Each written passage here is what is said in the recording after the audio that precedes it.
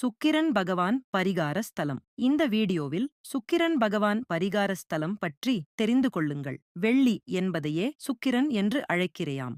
ஆங்கிலத்தில் வீனஸ் என்பார்கள். விடியற்காலையில் நாம் இவரை கண்ணால் பார்க்க முடியும். வெள்ளி முளைத்து விட்டது என்பது சால்வழக்கு.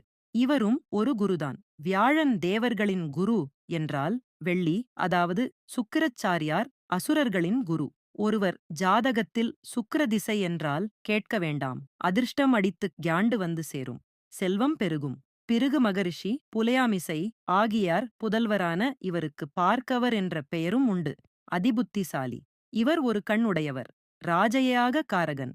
8 வெள்ளிக் குதிரை பூட்டிய ஐங்ஞான வடிவ ரதத்தில் வலம் வரும் இவர் சரீர ஆரோக்கியம், நல்லவர் நட்பு, நல்ல வீடு, செல்வம், புகழ் ஆகியவற்றை அருள்பவர்.